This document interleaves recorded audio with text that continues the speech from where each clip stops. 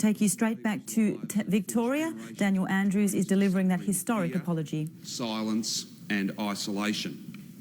These laws did not just punish homosexual acts, they punished homosexual thought. They had no place in a liberal democracy. They have no place anywhere. The Victorian Parliament and the Victorian Government were at fault. For this we are sorry. On behalf of this House, we express our deepest regret. Speaker, it's never too late to put things right. It's never too late to say sorry and mean it. That's what brings us all to the heart of our democracy today here in this Parliament, where, over the course of decades, a powerful prejudice was written into law. A prejudice that ruined lives. A prejudice that prevails in different ways, even still. That law was written in our name, as representatives and as Victorians. And that law was enforced by the very democratic system to which we call ourselves faithful. So it is our responsibility to prove that the Parliament that engineered this prejudice can also be the Parliament that ends it. That starts with acknowledging the offences of the past, admitting the failings of the present, and building a society for the future that is strong and fair and just. In doing so, Speaker, we'll have shown this moment to be no mere gesture. In doing so, we'll have proven that the dignity and bravery of generations of Victorians wasn't simply for naught. And that, I hope, will be the greatest comfort of all. Speaker, there is no more simple an acknowledgement than this. There was a time in our history when we turned thousands of ordinary young men into criminals, and it was profoundly and unimaginably wrong. That such a thing could have occurred once, perhaps a century ago, would not surprise most Victorians. Well, Speaker, I hold here an article that reports the random arrest of 15 men. Police blitz catches homosexuals. That's what the headline reads.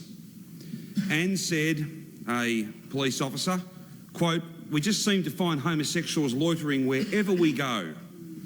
This was published in Melbourne's biggest selling weekly newspaper not 100 years ago, Speaker, but in 1976. A decade earlier, in 1967, a local paper said that a dozen men would soon face court for, quote, morals offences, and urged the public to report homosexuals to the police with a minimum of delay. A generation earlier in 1937, Judge McIndoe said John, a man in his 20s, was, quote, not quite sane, and jailed him for 3 months on a charge of gross indecency. In 1936, Jack, a working man from Sale, faced a Melbourne court on the same charge, and he was jailed for 10 years. This, Speaker, is the society that we built. And it would be easy to blame the courts or the media or the police or the public even. It's easy for us to condemn their bigotry, but the law required them to be bigoted.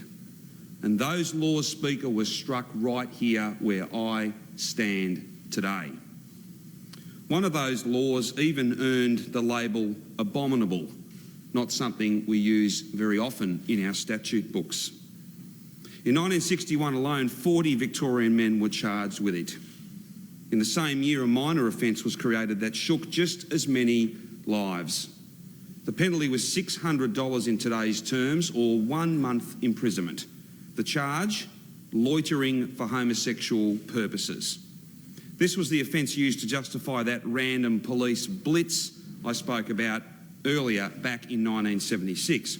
A witness said, quote, young policemen were sent to entrap suspected homosexuals. Officers dressed in swimwear, engaging other men in conversation. When the policeman was satisfied the person was homosexual, an arrest was made. When we began this process, Speaker, I expected to be offering an apology to people persecuted for homosexual acts. but it has become clear to me that the state also persecuted against homosexual thought. Loitering for homosexual purposes is a thought crime, and in the summer of 1976, in one location alone, 100 men were targeted under this violation of thought, something for which there was no possible defence. All in our lifetime, Speaker. All in our lifetimes. And what's more, in our name. Young people, older people, thousands and thousands of people. I suppose it's rare when you can't even begin to conceive what was on the minds of our forebears in this place. But I look back at those statutes and I am dumbfounded.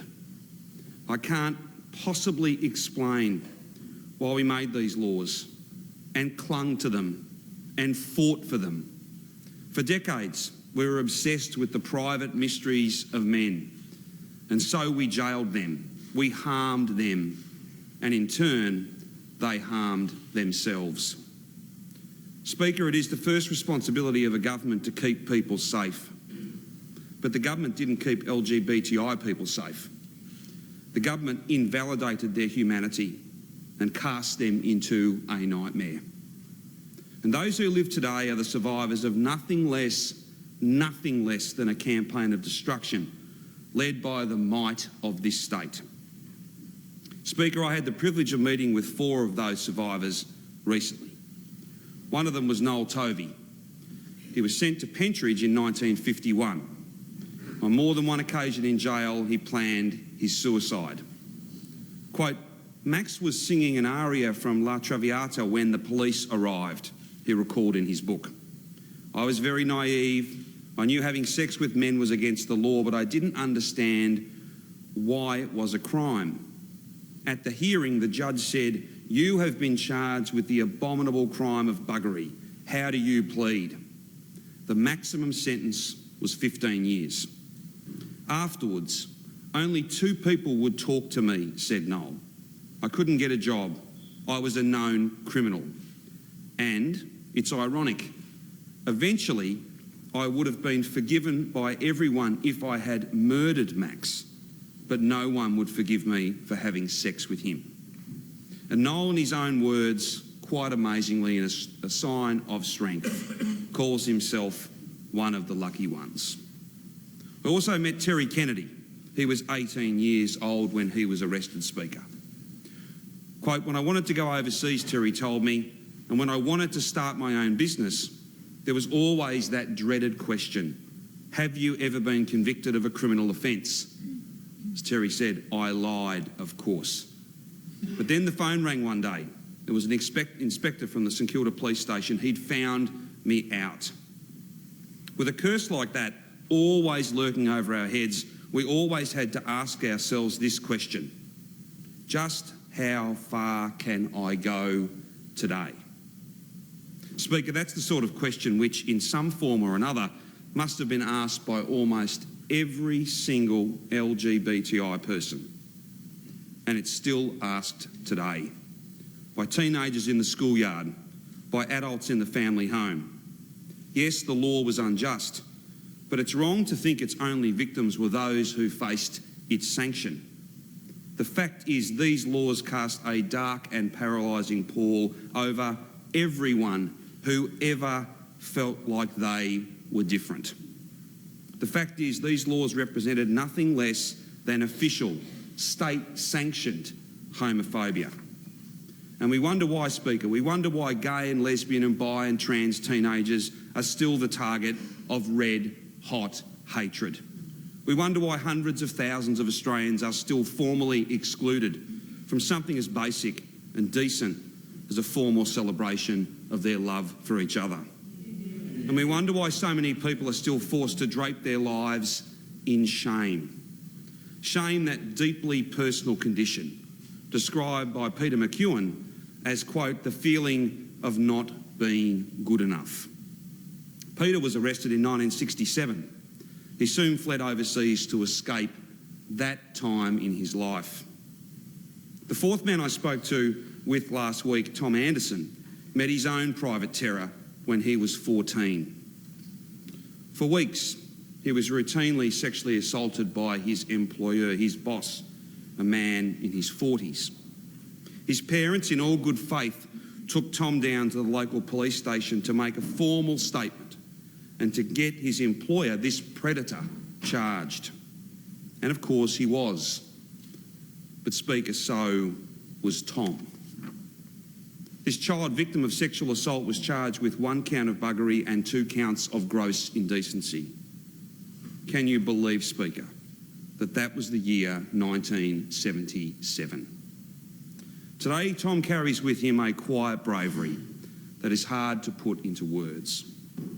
And he told me about the time one day, just a few years ago, Speaker, when his home was burgled.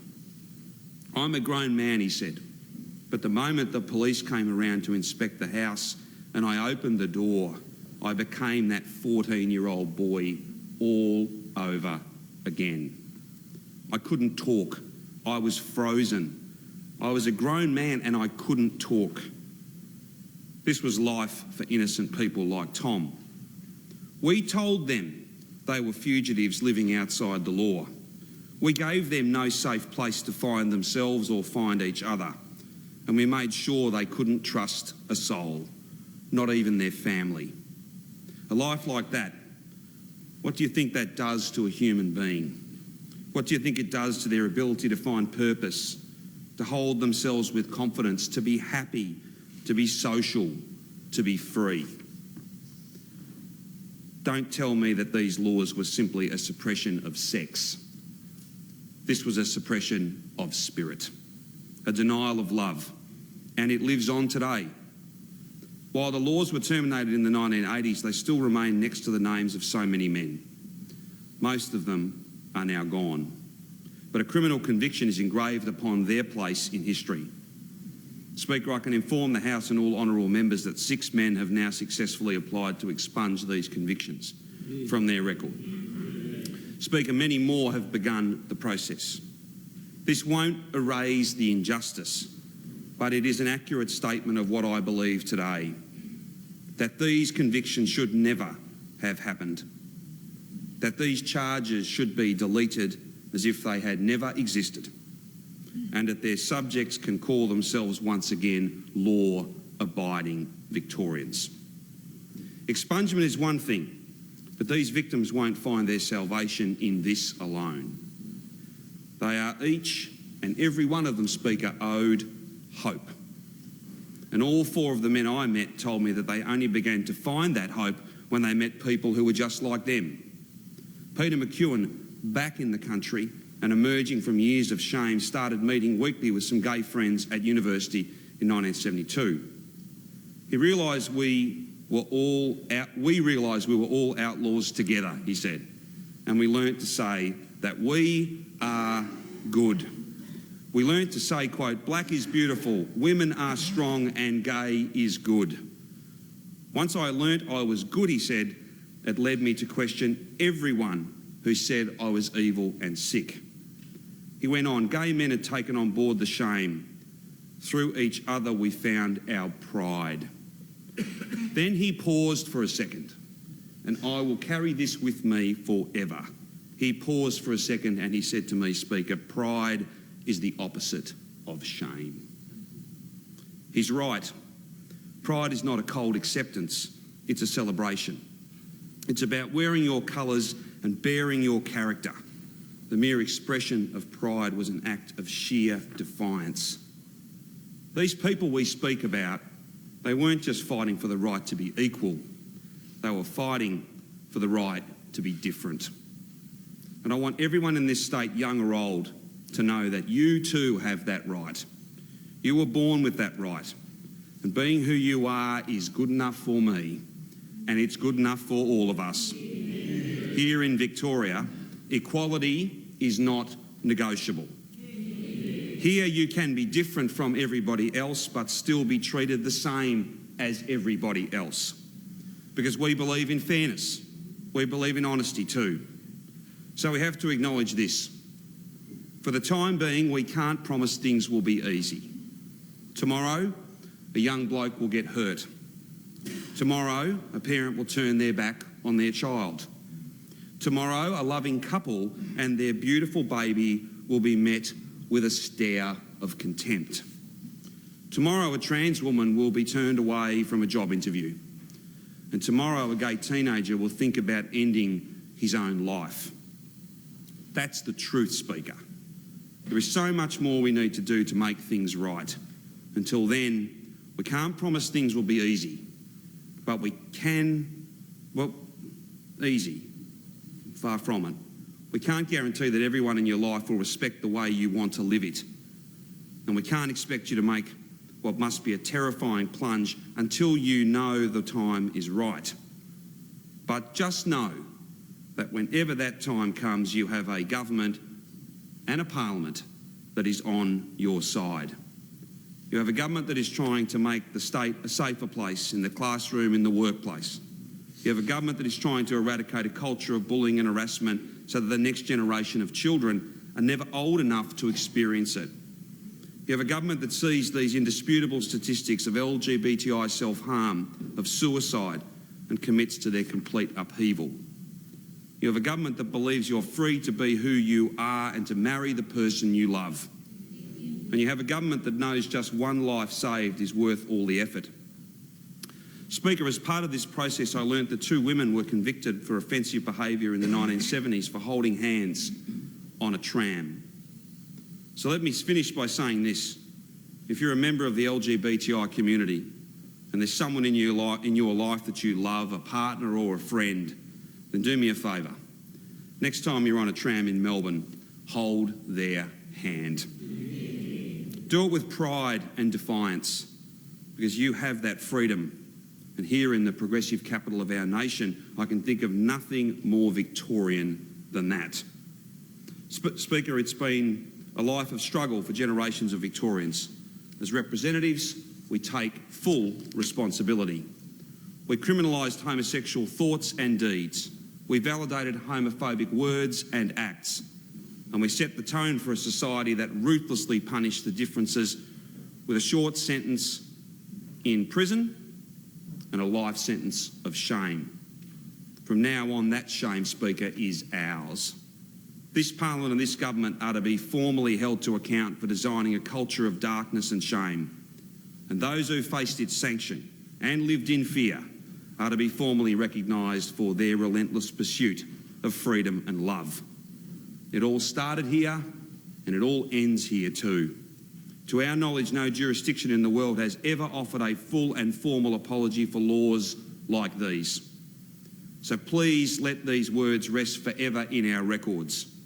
On behalf of the Parliament, the government and the people of Victoria, for the laws we passed and the lives we ruined and the standards we set, we are so sorry. Humbly, deeply sorry.